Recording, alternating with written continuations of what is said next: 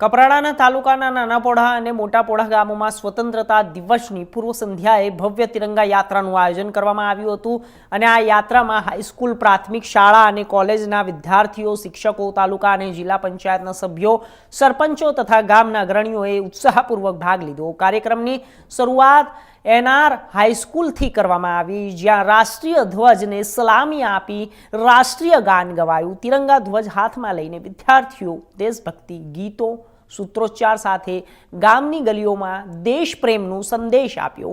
સમગ્ર માર્ગ દેશભક્તિના સૂત્રો, તિરંગા ઝંડા અને દેશપ્રેમના નાદથી ગુંજતો રહ્યો।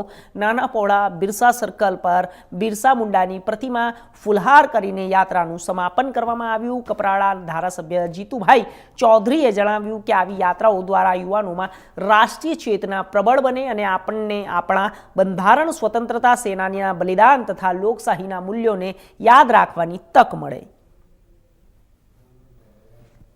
તો આપને જણાવી દઈએ કે જ્યારે બિરસા મુંડાની પ્રતિમાને ધ્યાનમાં રાખીને તમામ તિરંગા યાત્રાના જે વિદ્યાર્થીઓ હતા તેમને ત્યાં ફુલહાર કરીને તિરંગા યાત્રાનું સમાપન કર્યું હતું અને વિદ્યાર્થી અને યુઓએ જ્યારે કપરાડા ખાતે આ તિરંગા યાત્રાનું આયોજન કરવામાં આવ્યું હતું। પાલનપુર 16 ગામ લેવા